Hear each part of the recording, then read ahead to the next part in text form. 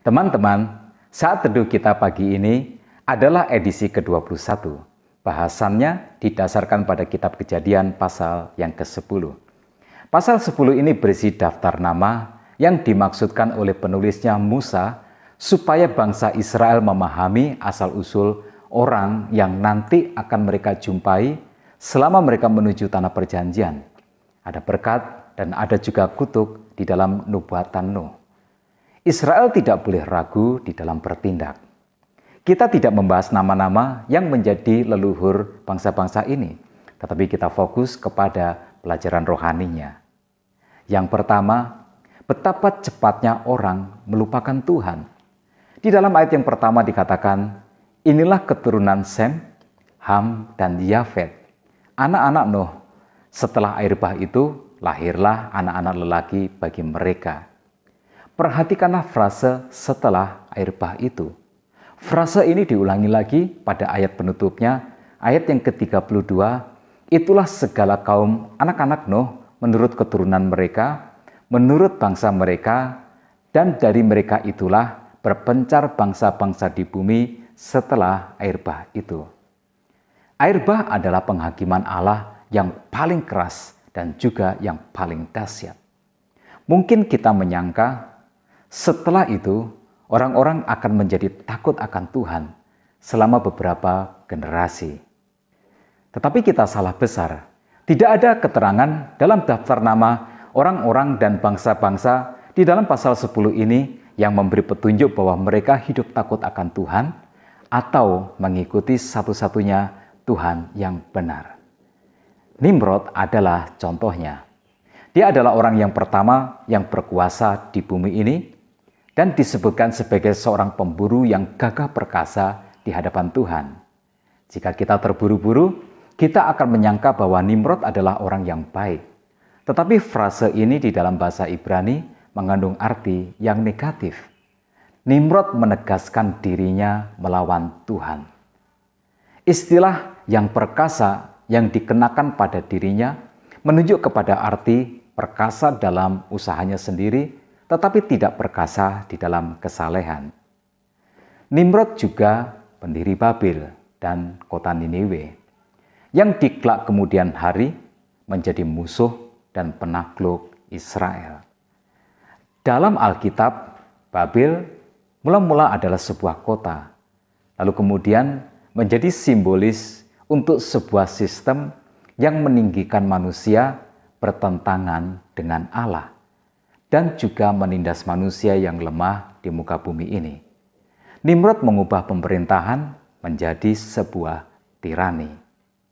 Pada pasal selanjutnya nanti, gagasan mendirikan menara Babel yang didirikan sampai ke langit dimaksudkan untuk mencari nama bagi diri mereka sendiri dan menolak amanat Tuhan agar manusia beranak cucu dan memenuhi bumi.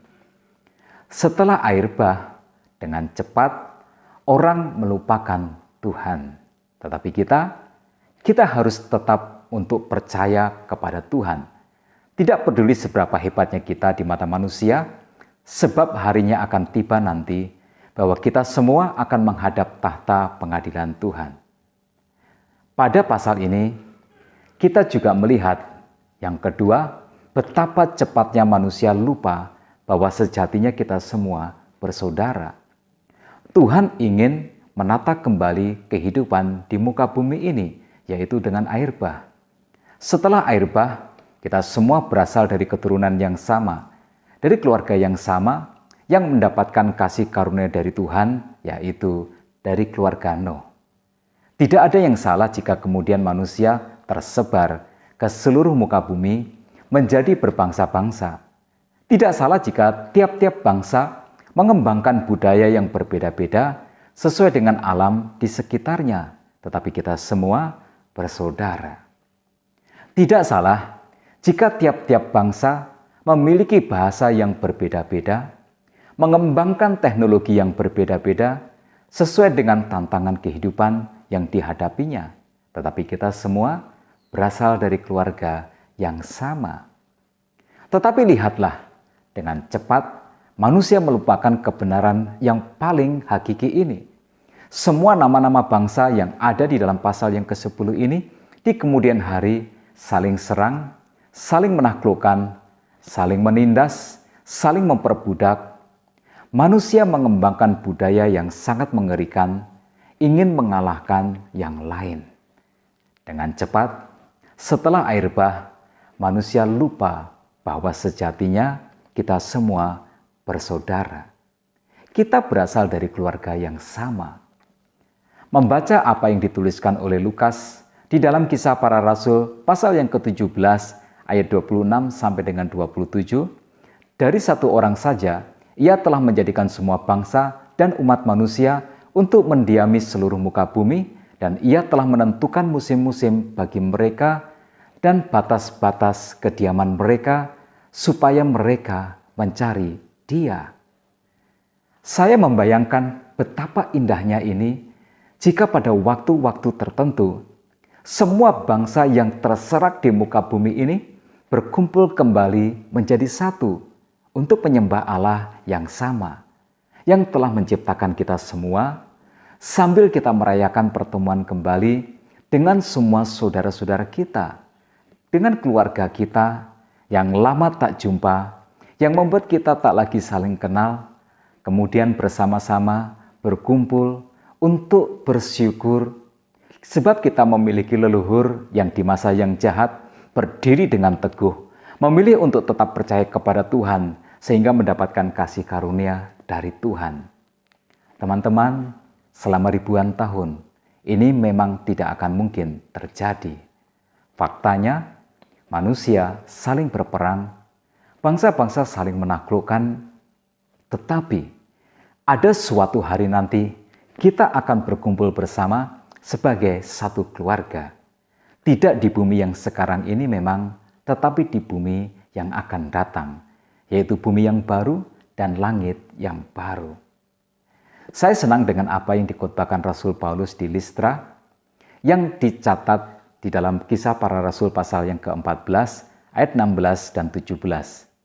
Dalam zaman yang lampau, Allah membiarkan semua bangsa menuruti jalan masing-masing, namun Ia bukan tidak menyatakan dirinya dengan berbagai-bagai kebajikan, yaitu dengan menurunkan hujan dari langit dan dengan memberikan musim-musim subur bagi kamu. Ia memuaskan hatimu dengan makanan dan kegembiraan. Ya, Tuhan tetap menyatakan kasih dan kehadirannya melalui semua berkat yang kita sebut sebagai berkat umum. Tetapi ada satu berkat yang akan nanti menyatukan kita semua, yaitu berkat khusus, berkat yang istimewa, yaitu Tuhan Yesus telah mati bagi dosa manusia. Di dalam Yesus ada pengampunan dosa, di dalam Yesus ada keselamatan yang kekal. Di dalam Yesus kita semua menjadi keluarga Allah. Di dalam Yesus persaudaraan kita yang kekal akan dipulihkan. Suatu hari nanti di dalam Yesus, semua manusia yang percaya akan berkumpul menjadi satu. Menjadi satu sebagai sebuah keluarga di dalam Tuhan, di bumi yang baru dan di langit yang baru. Jadi kalau begitu, kita punya tugas. Tugas kita adalah menyampaikan berkat khusus ini, menyampaikan berkat istimewa ini, bahwa di dalam Yesus Kristus ada keselamatan. Di dalam Yesus Kristus ada pengampunan dosa, di dalam Yesus Kristus ada surga sebagai rumah kita bersama. Yuk mari kita ajak semua bangsa kembali kepada Tuhan dan kita kembali menjadi sebuah keluarga. Tuhan Yesus memberkati kita semua.